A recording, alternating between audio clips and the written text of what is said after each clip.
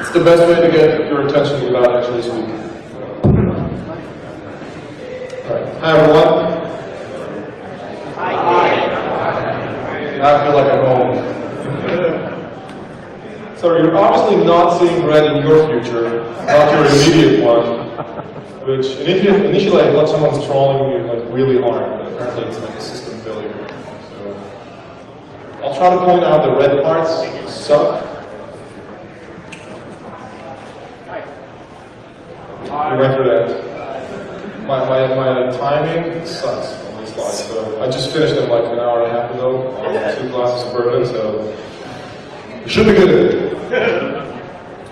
This is me. My name's Ian. I do security. I work for Iamit. I can say I'm a hacker because I fuck with stuff and I kind of make it work again. Do a lot of research just because it's fun, and it's a little more beyond just breaking stuff, so you can actually systematically break stuff, which is much more fulfilling. I actually do development. Really bad one, but it works on my shit. Some people tell me they found it working on other machines, which is even funnier if you get the context. But and I do red team. That's been my passion for a very long time. I started doing red team back when I was in the army, in the Israeli army. And I got kicked out of every possible organization in the army because I have a problem with authority. Sorry, boss. And apparently that works for some other organizations, so I guess it worked out for everyone. And some of my later research was on sexy defense, or how to grow hair when you're defending instead of just sitting there and waiting for your fancy applications to tell you that you've been home for a month. I did a lot of extra work as part of my red team history, which you should all know. Red team is not about getting in, it's about also getting the goods out. So there's a lot of focus on exploitation and vulnerability and finding bullshit, but it doesn't really matter if you can't get the data out. So that's how my research. As I mentioned before, I used to steal kind of maybe work with the idea and set up the local DerbyCon group back in Tel Aviv. And other than that, it's really nothing. I got nothing to show for it. So, as opposed to a lot of my previous talks and research on red team and on offensive security and stuff like that, I run into a lot of organizations that think they're ready for a red team. But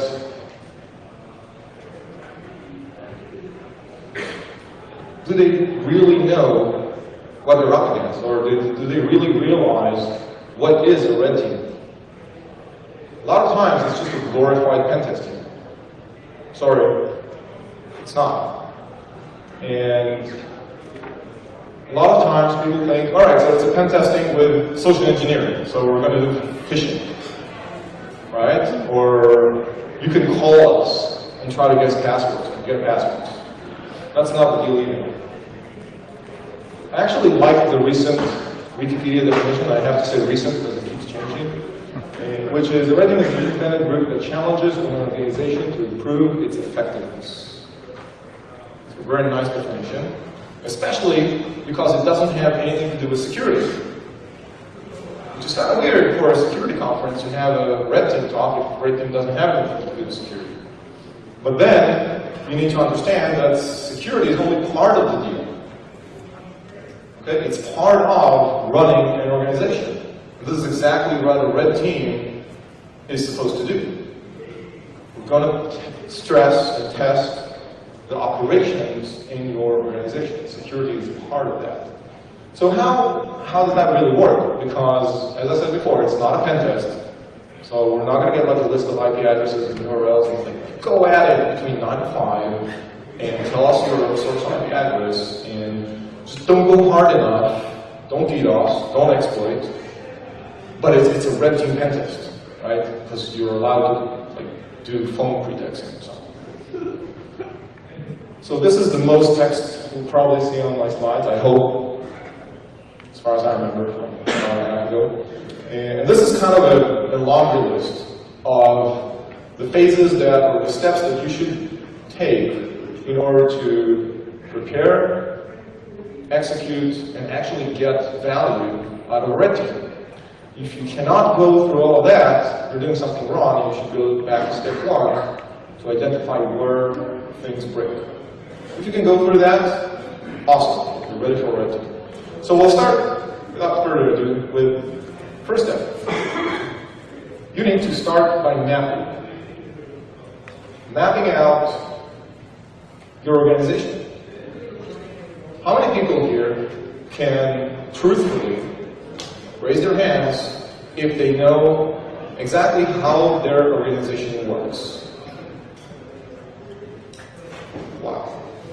Your organization is 5 people, asshole.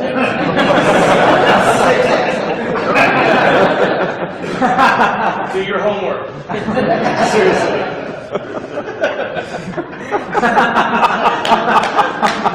Do you want me to get someone fired right now? I can do that. You want me to give your talk for you? No. You know this stuff. So first of all, map. I mean, who's involved? Who's reporting to who? Who cares about security? Who cares about operations? Who are the key stakeholders? What? Who is this? This is all red, okay? Compliance, CISO, CIO, General Counsel, legal. I love legal. They're so awesome. Hot lawyers, shit. And CFO, audit, all those, CRO, that's the shit. If you're working in financials, that's where you want to go, chief risk officers. All of those different functions have major stakes at the security and operation of an organization, no matter how big or small they are. Sometimes these are even outsourced, right? Like, they don't have accounting because they're too fucking small, they can't count. But accounting is part of the organization. It holds a lot of information about how the organization works. So first of all, map out, because most of you, apparently, admittedly, have no clue where you're working and how things operate. So, step 1, map. Raise your hand, raise your eyes. It's like, oh, there's a whole lot of cubicles out there. Figure out who's working where, and try to start understanding who reports to who and how stuff works in the organization. Because in a red team, you're not going to end up just patching this server or upgrading that server or getting some money to buy a blinky box and fix things, because that's not repentance, as I said before, it's a red team. We're going to go across things, so we need to know who to talk to and how to get their buy-in, which leads us to the second step. So if you've mapped out your organization, okay, you know kind of who's reporting to who and who's in charge of what, and how things work internally. Now that you know how the organization works, can you really tell how is it making money? I know it's the dirty word. We're not supposed to deal with money. We're dealing with security. We're special snowflakes. We just don't let me look at the money. But someone's paying your goddamn salary. All right? How does that happen? It's not magic. Someone's making money for you, so you can support them and protect them. Find out how that money is being made. What are the critical assets that, if they fail, you're not going to get any more money? Or even better, remember those people we mapped before? What are those critical assets that if I hit them, they'll die, or go to jail, or lose everything? And that's a great question to ask, even when you're pen testing, by the way. It's one hint for you guys. Ask what keeps you up at night. And don't ask the IT guy, because the IT guy is going to say, email. Right? What is the most critical asset in your organization? No matter what the organization does, someone genius enough is going to say email. If we don't have email, we're done. So if you don't have an email like, all right, guys, ring the alarm, everyone go home. You know, right? You can still operate. You can talk to people. You have a little thing on your desk. It's a phone. You call people up and tell them, look, we got to get shit done. We don't have email, so do this, and that. So figure out what are the real assets that an organization cares about from a business perspective. And you'll be surprised because a lot of times it's not going to be the domain controller. It's not going to be the fancy database that you bought for like $200,000 from Oracle or IBM. It's not going to be the super mega ultra server buzzing away at the data center, blinking lights and shit. It might be a person that holds something critical to the organization. It might be a piece of data. It might be even a third party that we rely on, that if they're gone, we're out of business. Can't make any more money. You can't print your paychecks anymore, so you go home. If you cannot do that, you're not ready for a pen test. This is a critical part of your homework. Now, granted, if you do get a pen test, better hope that the pen testing team is going to come in, they're going to ask you those questions. Or they'll find out for you. But you better be prepared because you want to focus your resources and efforts on supporting that red team. And we'll see exactly how that works without compromising the actual effect of the red team, which is kind of hit you by surprise. Good so far? Basic stuff, all right? Next step, once I identify, all right, so this is critical, this should not move, this AS400, it holds all our paychecks, and we're a paycheck company. So yeah, if that breaks, I can't pay anyone. I literally cannot pay, because that's connected to Swift, and money's not gonna, it's not flowing. That cable is also critical, because if a mouse munches it overnight, no communication. Or even worse, communication fucks up. And somebody's not getting paid, somebody's getting paid, somebody's getting paid more. So once you identify those assets and you have a mapping of who's in charge of what, you can start to connect the dots. And this is the fun part, because this part is when you start social engineering your own company. No other way to express it.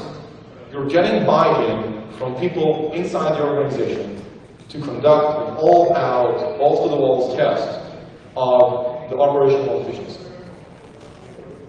Now, there are a lot of ways to say red team, and use those ways to convey the message to those people. Is it awareness training?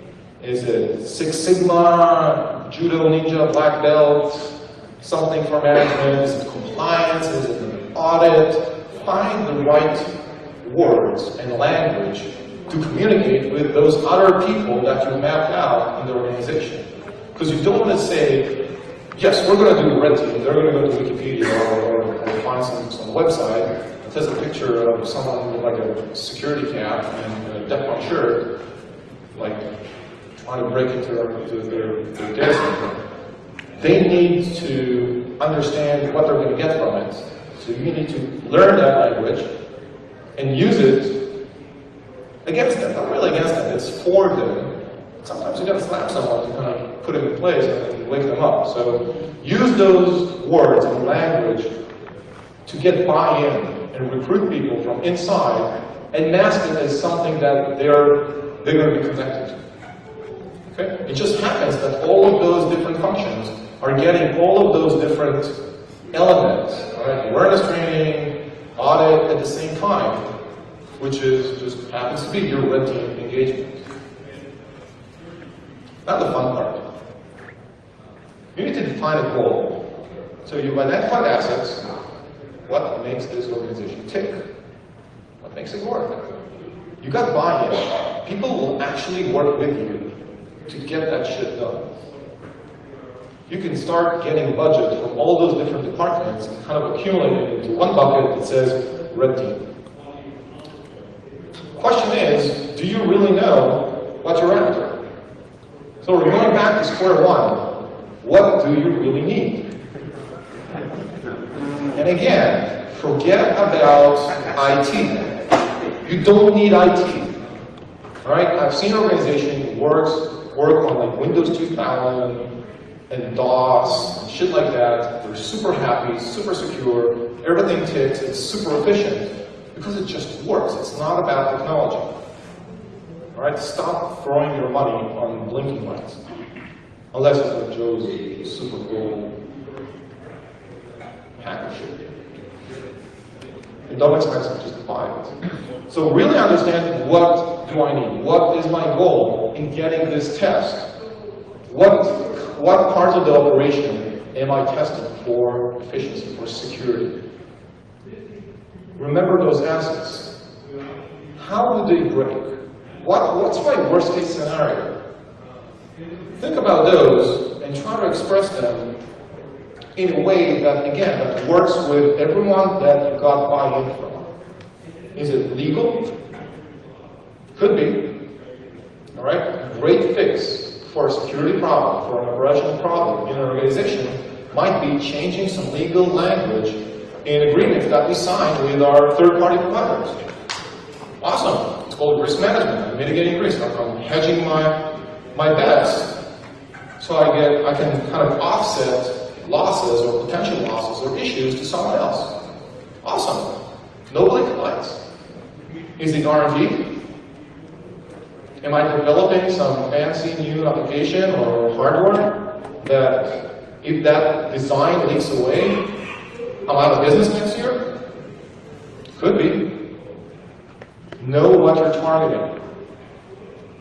Could be procurement. How am I paying people? How do I get paid? It's all, nice and dandy and flowers and walks on the beach, and you have the most kick-ass product and services on the planet, but you know what? You're not getting paid. You're getting fucked over every time you do an engagement. Every time you sell a product, you're losing money. It's your basic business operations. Learn what you need to work with. Could be information sources, could be supply chain, could be HR. Am I hiring shitty people? Am I not training them correctly to operate in maximal efficiency? All right? Maybe they're hurting my operations because I didn't tell them what they need to do or how they need to do it. It could be sales. Sales is usually a big problem. Big mouth, running around, spending money, signing deals here and there, spilling the beans on other deals that they sold with potential customers. It's a huge data leak. Know what's your problem, know what you're aiming for in terms of fixing or focusing on from a revenue perspective. Cool? Shout if I'm not making any sense, or throw something, or bring me beer, I don't know. So, you've got the basics, right? You know what you need, you've got buy-in from the right people, you realize this is not an IT problem, this is not a pen test, drop that shit. And now, you're faced with the challenge of actually finding someone stupid or brave enough, or skilled enough, to actually execute this dream Fantasia land that you're thinking about, with all your fancy mapping and targeting and assets and stuff like that. And that's not as trivial as it sounds. You don't just go Google for red team and hit the first link. It's like, oh guys, can you come in and red team me? You need to find the right team, whether it's internal or external, based on one thing. Skills. And again, it's not the hacker skills. It's not how fast can they type into an interpreter session before it actually breaks to own your shit. It's skills that correspond with the three main elements that a red team tests. When we're talking about electronic, that's the hacker shit. Okay, make sure that they've got their bases covered in terms of, can they actually operate in my environment? I might have some special equipment, whether it's hardware or software or whatever it is, that they've never dealt with before. Can they take on that challenge of learning it? Or do I need to find someone else that knows their way around this kind of infrastructure from a technical perspective? Is it social? Can they execute the proper social engineering engagement? That's part of a red team engagement. Do they have the skills? Do they have the background? Do they have the language? If I'm in France and I'm hiring a British red team, it's probably not going to fly unless they have someone local that works for them. All right? They're going to stick out like a sore thumb, and it's not going to work, especially if it's like over the phone. Is it physical? Can they pick locks? Can they identify what kind of locks we have? Can they do physical security shit? Can they kidnap someone from my company? Fair questions. Make sure that you cover all of those, and most importantly, you see those areas here? That's where the red team operates. Period. This is a pen test. This is a social engineering engagement that's got nothing to do with anything else. This is physical security. These are all different tests that you can get and be happy with, but the red team operates exactly here. So you need to make sure that you can find the right team that possesses all of those different elements that works for your organization. If you're US based and you need a red team on your Philippines office, make sure the team can travel, they have passports. I've run into situations where people were trying to send consultants overseas and it's like, I don't have a passport, I've never been outside the US. Yeah, that's not going to fly, baby. Make sure that they can cover everything and that they do converge threats. Because we'll talk about this in a second. Threat is actually what you're after. You need them to simulate the enemy. Remember all those assets and what keeps me up at night? It's called risk management. It's called threats. Someone is out there to get me. Is it a competitor? Is it a nation state? Is it a local thief? Is it hackers? Is it anonymous? Whatever it is, I need to be able to identify it so that I can tell my red team, look guys, this is what we're afraid of. This is what keeps my CEO up at night, every day, every night, because he's fucking scared that this is going to happen, we're going to get attacked, own our shit, and everything goes down the drain. Find a team that can do this as your adversary. Which brings us to scenarios and rules of engagement. So yes, a red team is a full scope engagement. You can do whatever you want, whenever you want, but not really. That's what we say, in the books and the podcasts and the blog posts. But you really are after someone who can simulate your adversary. And to do that, you need to know, as I said before, who are you up against? What's the scope? Are they going to go after our physical facilities? Can they touch production? How much can they touch production? Is it like a prod? Is it like a big hug? Is it a ball? Is it just pick it up and leave? What's my scope? What are my rules of engagement?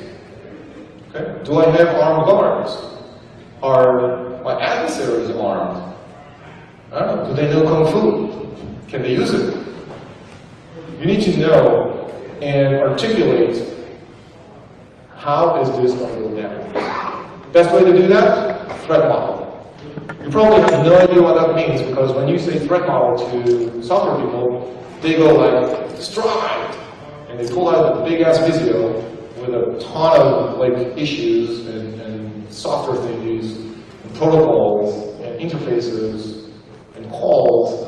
That's not a threat model. The threat model is basically what we went through so far. Assets, what am I protecting? Processes, it's a business thing, you're not going to get it. Controls, over those processes, over those assets. What's protecting them? What's making sure that Nancy from accounting is not going to just sift through $10 million to her personal savings account? Should be a control over it. People. How do I know that Nancy is not like an ex-con who's been going through all the companies locally and stealing money from them. Remember that thing? The pen testing thing? Technology. What do I have? Is it breakable? Map it out. This is part of my threat model. Location. Is everyone working from home? Everyone in the same office? Shared offices? Office building?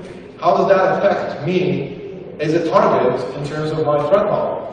How does that affect my adversaries in terms of access that they can get to my facilities? Culture. We're getting a little hippie here, but it's important. Is it a startup? It's like everyone does everything, no one reports to no one, and everyone knows everyone. A small family. This is a big 30,000 people organization, and people are sitting next to each other for 5 years, can't tell what's their last name. Different cultures, different opportunities, different threat models, and attack surfaces. Last but not least, adversaries. Is it Joe from accounting? Is it Ming from China?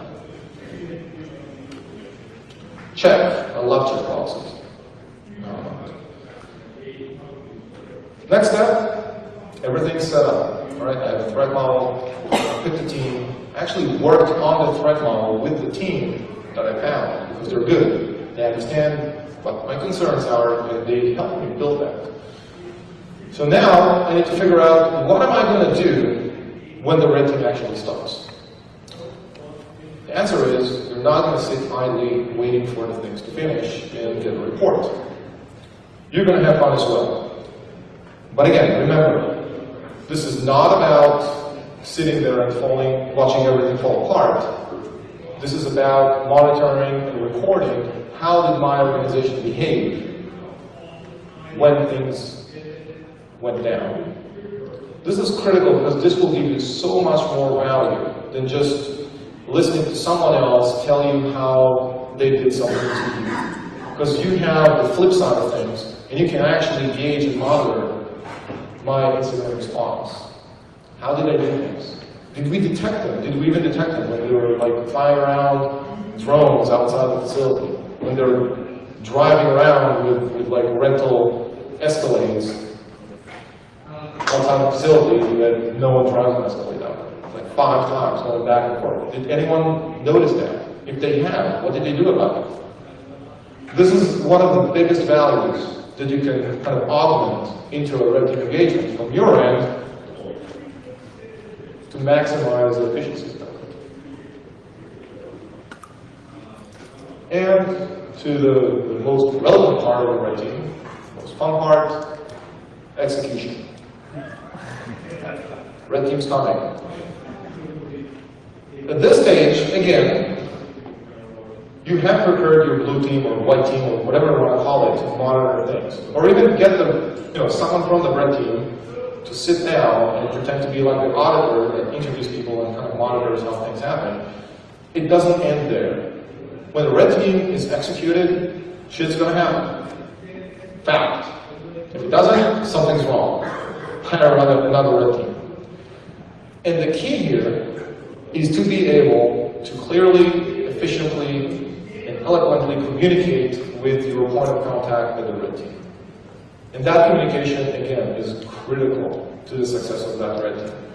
It's not about, chit-chatting, just making sure you're still alive and, what's going on, what are you doing? Don't bother the red team with bullshit.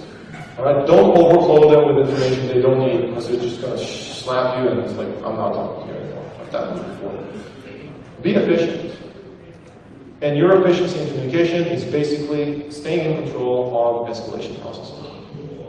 That's the key point. You don't want to get your team arrested. Yes, they have their letters of whatever, get out of jail free card, but you control the escalation on your end.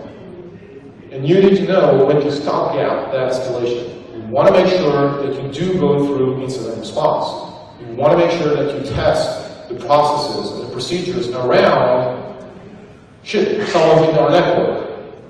You don't want to get to a point where someone calls a friend in the State Department and gets their ass in jail for hacking from China or something like that, or causing an international incident. Trust me. this close to creating a few of this. Oops, yeah. Everyone attacks from China. I mean, every decent pen tester have a few boxes in China, and my favorite one's Iran. No, you don't get it. The government owns the conglomerate that runs internet over there. They have wicked, wicked pilots running into that country. Wicked. And really, really fast boxes. So, and it always works. Like, trace RT, oh shit, no. Forget about that. Don't go mandating. So, red team came, then it came, then it left. That's right. Now they're working on the report. Okay? It's going to take some time, a few days, a week, depending on how fast, the guy writing the report can go through a bottle of wine, 2 or 3. And this time, you can do some work as well. Again, I know it's not, you thought, I'm going to get a red team, I'm going to pay $1 million and sit on my ass and get a report and everything's going to be fixed. No. That's wrong.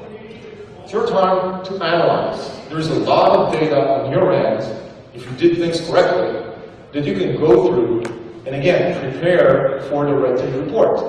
When you get the report from the red team, you want to have a report of your own to correlate it against, so you can see this is how the attack went on, this is what I saw on my end.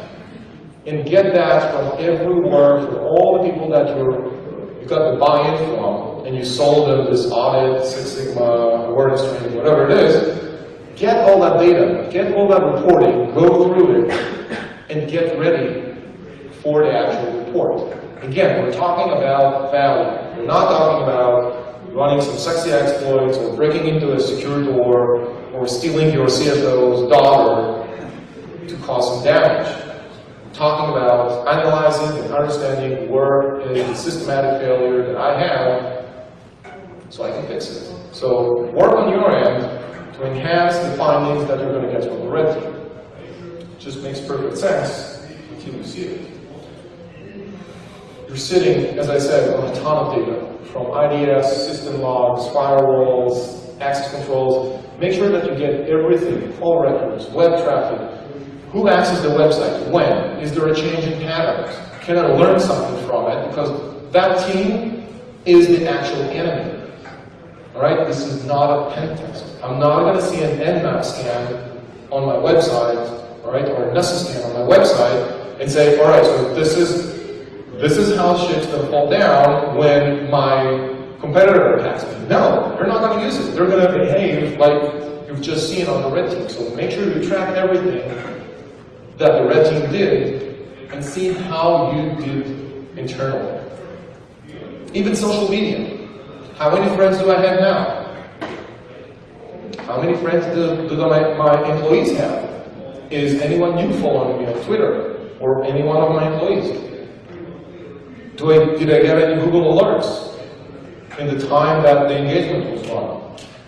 Was someone looking for it? Track that shit so you can see how you behave and how you react internally, so you can take those notes and later apply them. Because if you have a social media problem, everyone's like chatting and open, and it's like, oh yeah, sure, I'll accept. Working on my new R&D project, shit's gonna go there.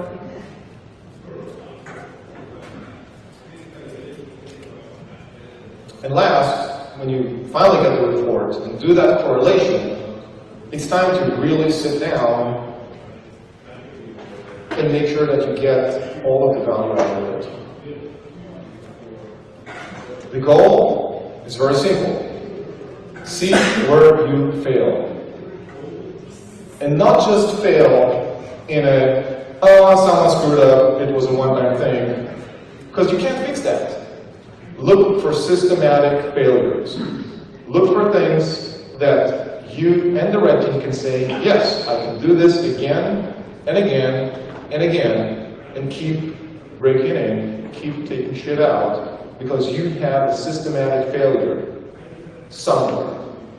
And that somewhere is key. Because it's not always going to be technology. It's not always going to be process. It can be anything. As I said before, it can be legal, HR, people, training. So find those systematic issues.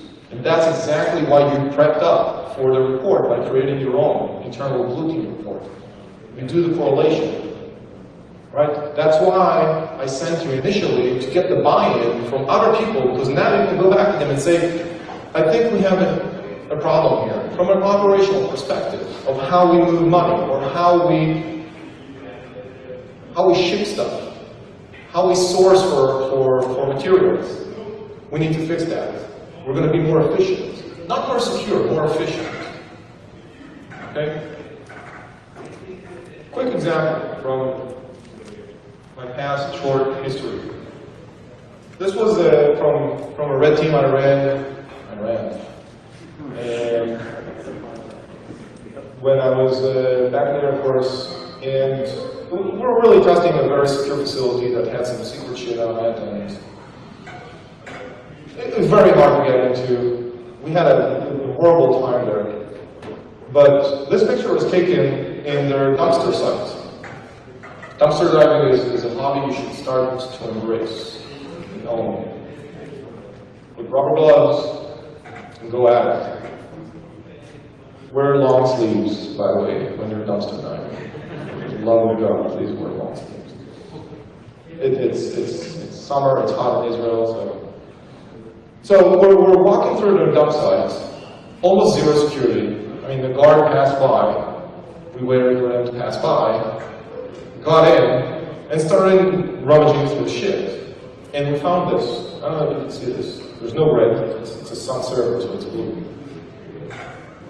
That's a red shirt, by the way. I promised to point out the red. So we found this. It's a shopping slash whatever, like T-cart, whatever it is, stacked with old broken servers. I shit you not. And those, I'm like, it's probably, they went through cleaning and stuff like that. It's just the chassis. So I open them up, and it's not just the chassis. And they're hard drives. The dude here, a good friend of mine, is holding a hard drive on the server, on the Sun server. So we're like, okay, wait a minute. Go back home, plug the hard drive in. I think I have a text here. Plug the hard drive in, and it's got the current version of the software of the servers that are running in that special Snowflake unit that we're testing. Awesome. So we reverse it, find lots of shit, and then we find some more shit on the hard drive itself because all the developers and all the guys operating the system just leave crap lying around. And we basically owned them. We could have owned them without even walking in. All right, we did the entire thing, and we found some more vulnerabilities in process of physical and electronic access controls, but this was like the pinnacle because we found every item that we covered in the entire red team, we could have just recovered from this hard drive. Which I was kicking myself because I spent so much time running around in dirt and hiding, and it's hot and I hate sand.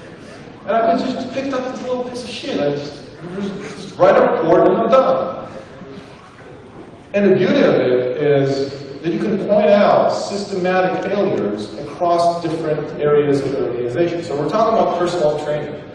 Again, the armed guards, and I'm talking armed guards, not like bullshit, Molotov stuff.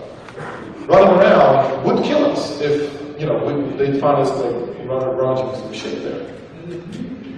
And they did their job. We found, a problem with the system and how the shifts work and the routes and stuff like that, and the fences that were supposed to buzz when you touch them or whatever.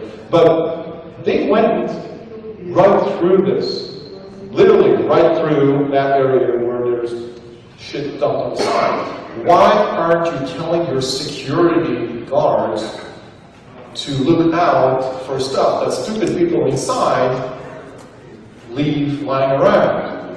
It's so simple. You connect your physical perimeter security guys to what you do as an organization. Why? Process changes. how did this thing end up in the dumpster? You can identify tons of process failures, systematic failures inside with people, with technology that ended up leaving that Sun server lying around in the dumpster. How come the hard drive is not wiped? How come no one just shot a 50 cal bullet into this thing and made sure it's done?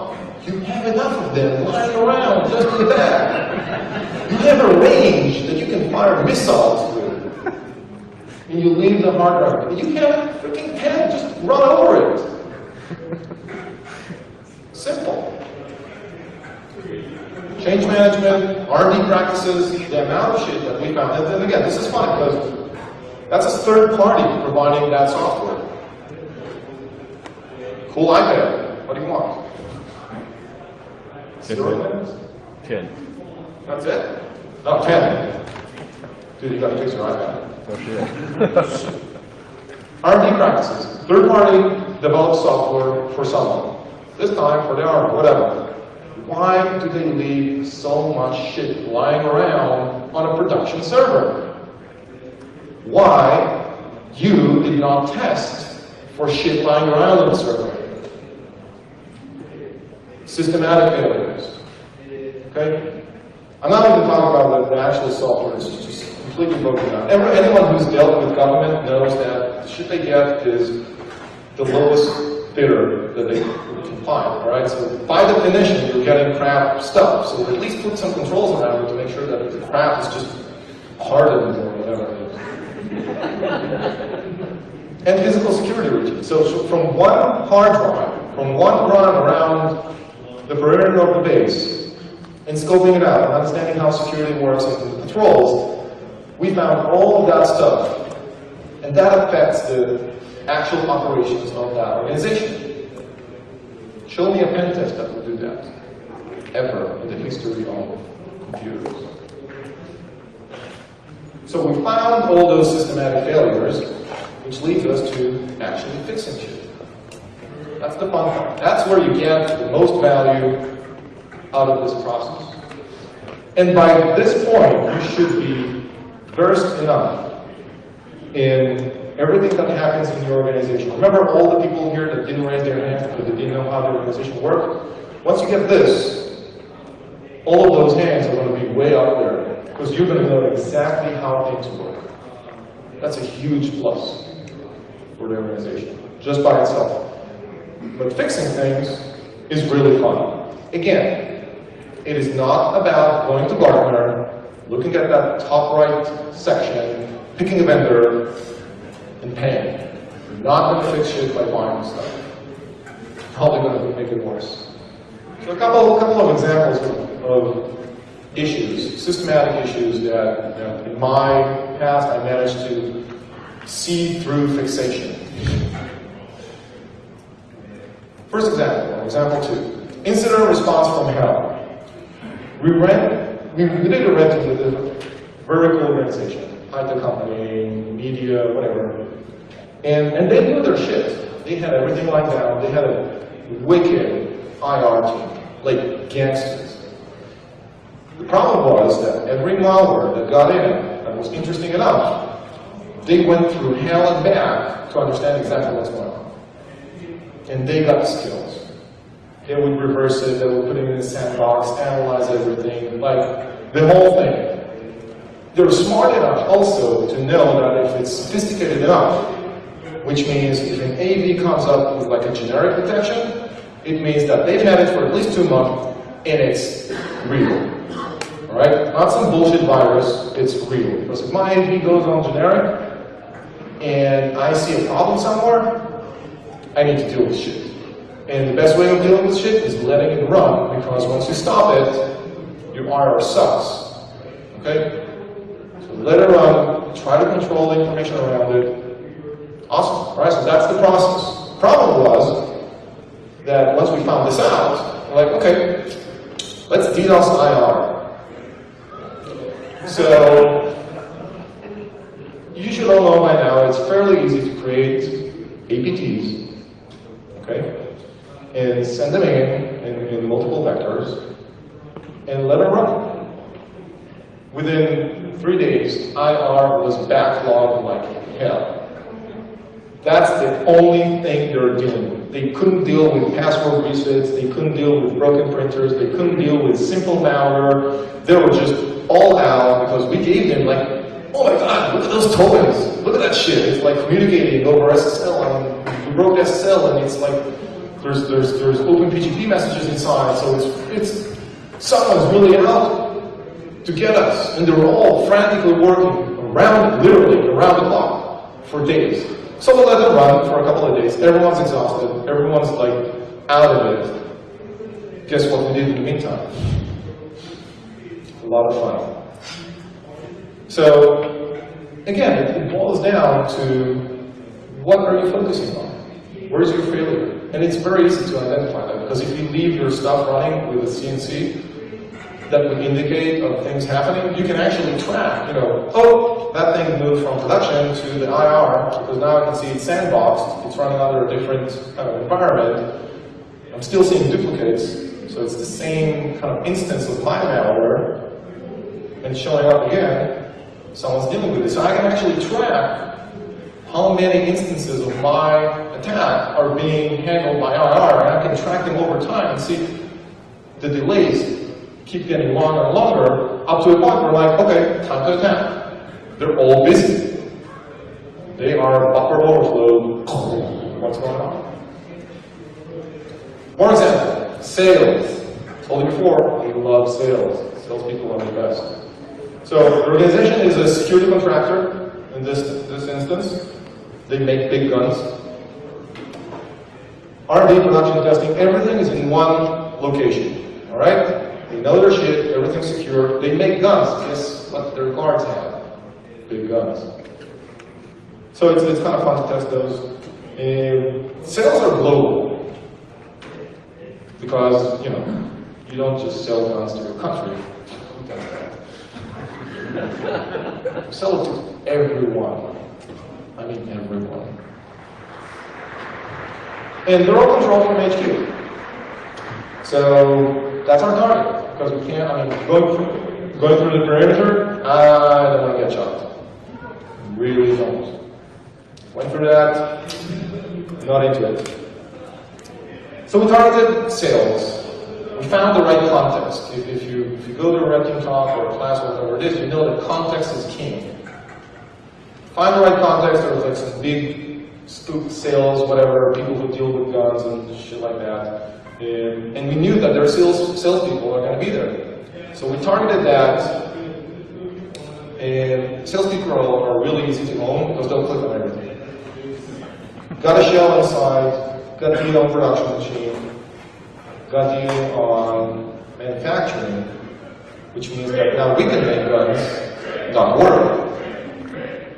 Which is really fun to show the CEO, it's like, there's your production, and here's me blocking the bar wall, or whatever it is. Or, oh, look at that, a gun with no trigger. Peace!